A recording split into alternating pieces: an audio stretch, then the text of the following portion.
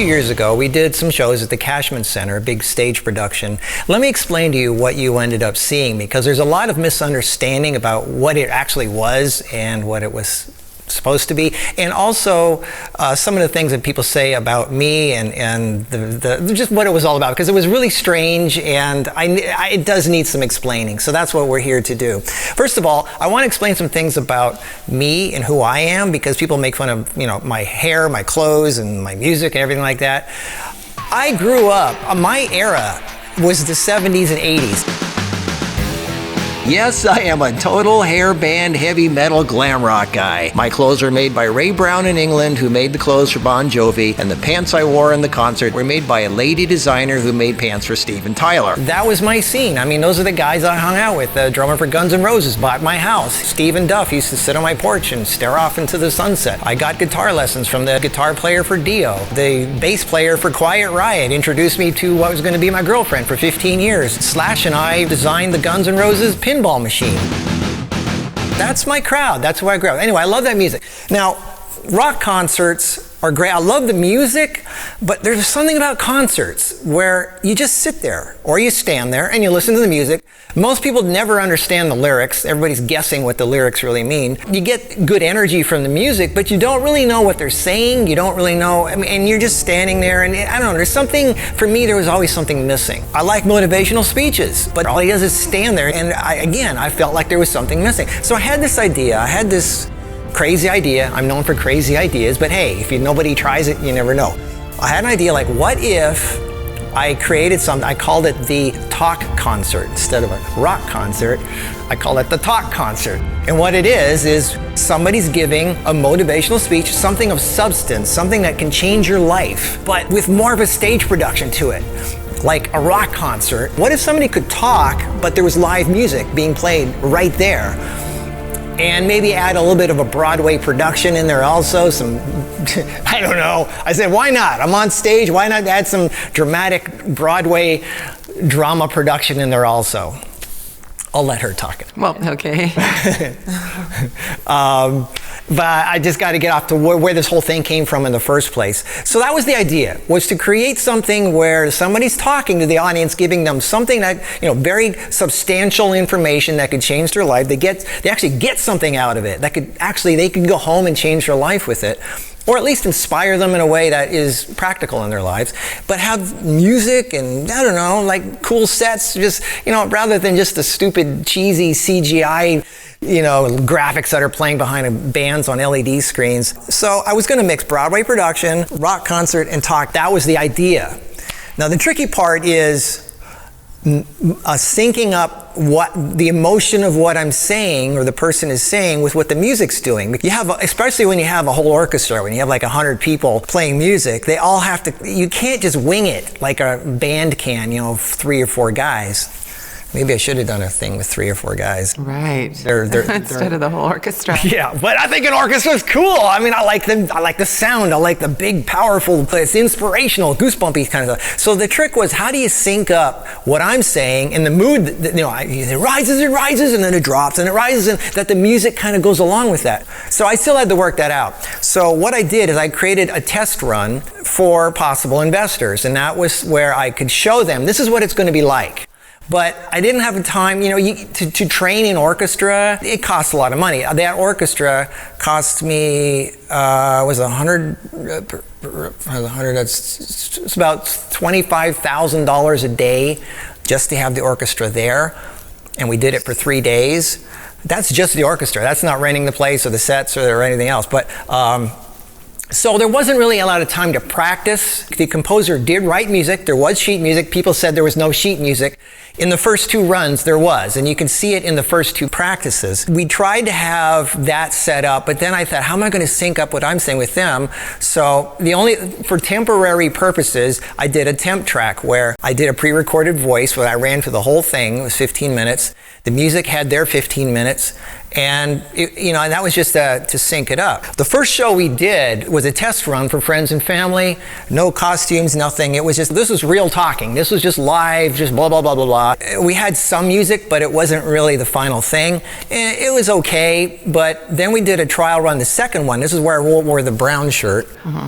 And we had people actually come in from everywhere. Those were the fans. Yeah, well, yeah, people that knew us. Yeah, and they were excited. They wanted to see us putting together a show, you know, what it was, you know. Listening to you talk. They got to meet me in person, you know, and it was kind of fun. Everything went wrong. It was so embarrassing because here's our best friends, our biggest fans. Everything went wrong. The smoke machines didn't work. The audio didn't work. The sound was bad. The spotlights weren't working right. I was good. No, you're always good. But what happened was when the smoke machine went on, I don't know, there was something about air conditioning where, because cold keeps it down, but it started to rise, and then the smoke alarms the fire alarms went off. So everybody had to evacuate the building, wait for the fire department to come. That was embarrassing. Then everybody went back to their seats. We did it again. Smoke machines went on.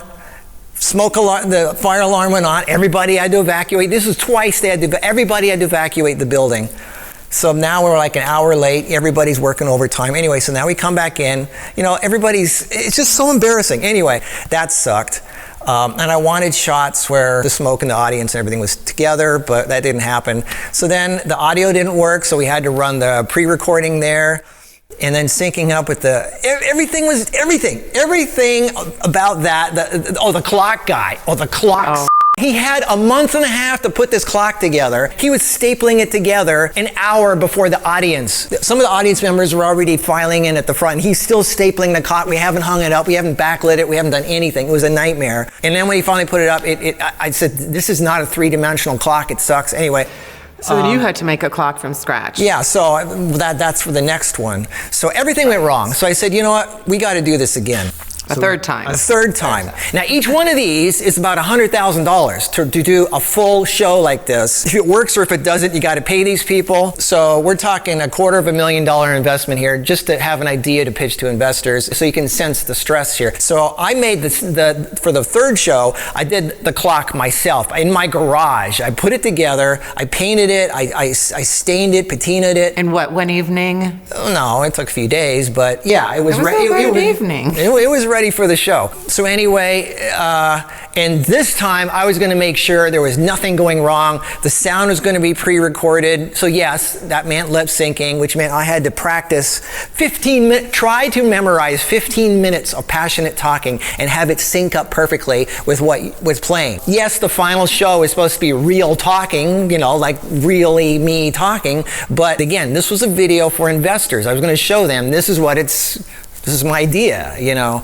and I needed shots of this dry ice going off the stage into the audience. It didn't happen the second time, so we had to do it the third time. So I couldn't use the audience shots from the second one because there was no dry ice interacting with the audience, and the spotlights were too dark. I really couldn't use a lot of the shots from the second one. It was mainly the third one, but the audience that came to see us had already left. Right. They came from like Mexico, from Utah. One girl came out from Switzerland. And by the way, if you're watching this, I love you. Thank you. You are so beautiful.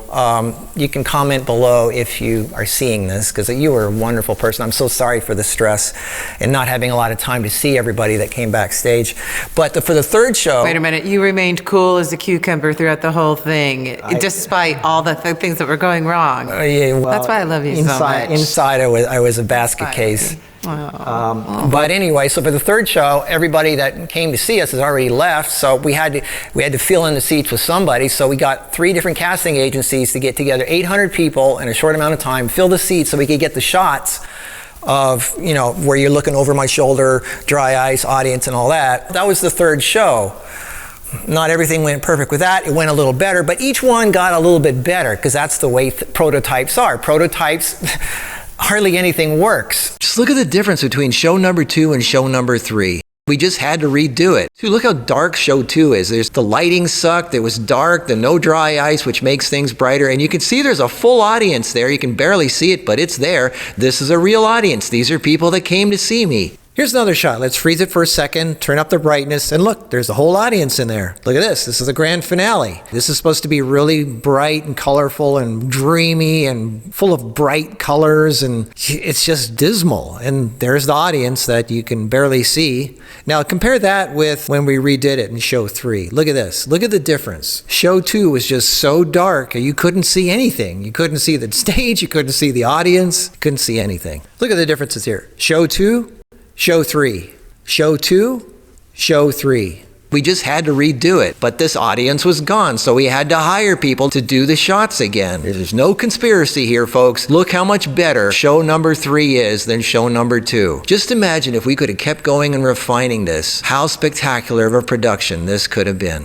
One guy was in the audience, says, this is lip syncing, therefore he's fake. Oh, look, he did another video years ago where he used a blue screen or a green screen. Therefore, he's manipulating people. He's a fake, he's a fraud, he's a whatever, it's, internet people are. Totally misunderstood. I did something because back then the raw food movement was very small. She had a restaurant, but as far as the actual movement, it was kind of small, and I wanted to get it going. Because people don't take anything seriously unless a whole bunch of people are following it. So I said, let's make a video where it looks like the whole world is following this. So I had this giant audience, and yeah, I was on a green screen, everything like that. But it was to make the raw food healthy movement, to inspire people to be healthy. Well, if all those people are healthy, then gee, I should look into that. And it worked because what happened was, there was a raw food festival coming up, and I wanted people to come to this festival as much as possible. They saw that video. This was the first big raw spirit festival. 3,000 people showed up. I was the keynote speaker, so that video worked. It served its purpose. And it worked. People were changing their lives everywhere. I gave a talk in Hamburg, Germany, where over 2,000 people showed up. Then I was flown to Moscow, where over 9,000 people gathered, and I even got to speak to heads of government. I gave talks in Berlin, Zurich, Bremen, and Cologne. And I wasn't even selling anything except for people to eat the way nature intended. Instead of an apple pie, eat a real apple. People came from other countries to tell me how their health problems went away and how much their lives changed. They just needed inspiration. At the Toronto Health Expo, the hall I spoke in was filled to capacity, and at the booth it was madness, but we were making a difference in people's lives. We were on morning shows in almost every major city across the country, showing how to make healthier versions of food that people love. So my silly little video with the blue screen had become a reality, and people were healing health conditions others said wasn't possible. Go 4 or 5 years later, I'm about to do this stage show. Same thing. I had some investors that I want to show, because there's like 300 stages at least, or maybe 1,000 stages in Las Vegas. So there's no shortage of places to do a show, but you need money, and I only have so much. I put all my money into the presentation for the investors, which is what that was. I put everything I had, $250,000 into making this presentation. And I had to show them, this is what it's going to be like if we make this show. Here's the guy talking, here's the dry ice, here's the orchestra, here's the audience, see the scale of it, see how it kind of works. Here's some music, here's some singing, here's some whatever, some drama. Just like a music video. Well, it's a music video combined with a Broadway stage show. Right. With an orchestra and a motivational speaker. But it's created in the same context as a music video is. They hire act. My son was the actor for, was U2. For U2. No, U2. Santa Monica Hangar Airport. No, the band U2 did a music video. At the Santa Monica Hangar. And they hired a fake audience. Does that mean U2 is a fake band, that you should not trust them?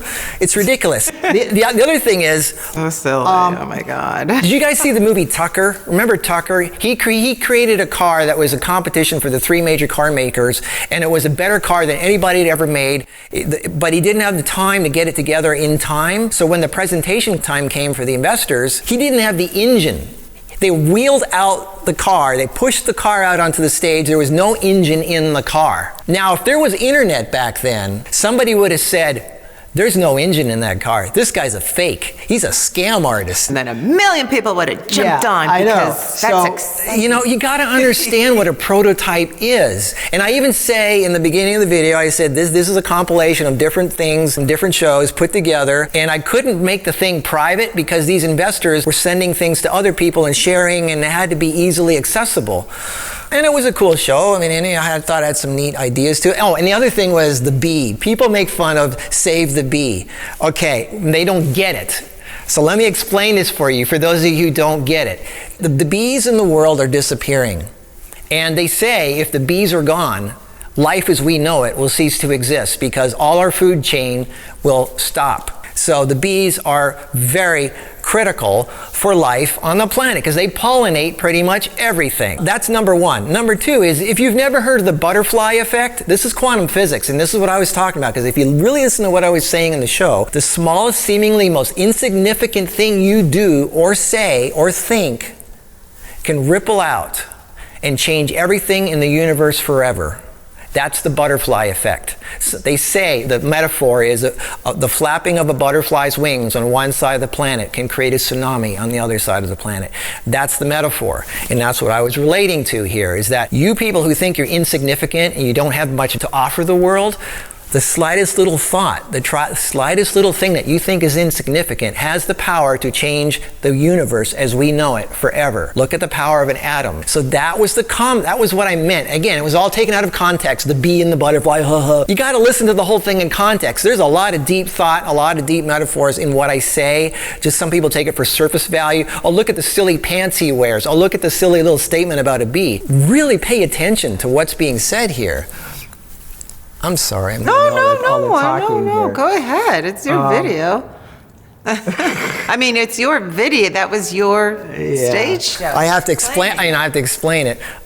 It was exciting in ways, and I think if it had a chance to go further. See, the thing is, once the internet trolls started taking over and the army started descending, the guy's a scam artist. He's just selling cheap product. I wasn't even selling anything on this presentation. That's the irony of it. I was giving people something that could change their life. Anyway, all this stuff started coming out on the internet. So the investors, of course, are going to back away. They don't want anything to do with that. So here I am. I spent $250,000 of an idea, a dream, something that I think could help people's lives. And a bunch of bad seeds had to go and ruin it. Yeah, so it took the wind out of the sails. I think if it had a chance to be polished, developed, had some feedback, changed here and there a little bit, there could have been, and I might still do it. There's something about a live talk and live music at the same time. I haven't seen it been done before. I think it's got some cool potential. I don't know. I like to motivate people. I like to inspire people. I'm a Hollywood guy. I like to put on a show. I like to make drama, and I'm crazy. I'm a guy who puts my money where my mouth is. It's easy to sit there and make fun of people. It's easy to sit there and criticize from your armchair behind an anonymous name on YouTube, but putting your money where your mouth is and putting yourself out there, everything you have in front of the world. Oh, yeah. Using your real name, your real money, everything, your reputation, everything. Preach it. That means that you believe in it. See, people have a tendency to laugh at what they don't understand. It makes them a little uncomfortable, so they laugh at it. Because it's new, it's different. If everything in history that was laughed at and stopped because people didn't understand it, because it was new, because it was different, because it was, made people uncomfortable, or because they weren't that strongly developed, or because it just wasn't jiving with whatever was out there. A statement was made by somebody saying, well, yeah, but all this stuff that was trying to stop you going wrong, take a hint. Wasn't the universe was trying to tell you to not go down that road? Just give in. Hang up. Just give up. If that was the case, if the universe was trying to tell me, don't go down this road, it's a failure, don't waste your time or money. If that was the case, there would never have been a Star Wars. Lots of problems in the beginning, lots of resistance. Everybody turned them down, everybody laughed at it. There would be no Disneyland, there would be no Albert Einstein, and there would be no United States of America. Think about that. All those things were misunderstood, laughed at. They all had trouble. They had to fight a war to make the United States of America. Most of the things in my life that turned out to be amazing, there was a lot of things fighting me to not get it done. It was almost like they know this is going to be a hit and they want to stop it. Right, your best videos were the most difficult ones. Where everything went wrong. Challenging ones, Everything went wrong, everything broke down. So anyway, there's a message to this, and that is, don't ever give up. And I might still do this, but the point is... Or don't listen to others' criticism because they just don't know what they're talking about. Well, there is some, you can take it and listen to them. As long as it's intelligent. Right, exactly. As long as they... Don't listen to idiotic. You listen to everybody's input, and that's what the refining process is, to make it, work for everybody, make it better. You can't please everybody. Give things a chance. Everybody has a dream. Everybody has an idea. the goal is to give people the freedom to follow their dreams and try new things that haven't been done before. Because that's the only way you're going to, if they laughed at the Wright brothers, we wouldn't have airplanes. I mean, come on. You need to give things a chance. And it takes working out. There are things that just are clumsy at the beginning. They're funny. They're whatever. I call it bullying. Before the internet, bullying only occurred in school. Now with the advent of anonymous internet commenting, adults are bullying. Not all, but. Now another thing. People said, there's no microphone.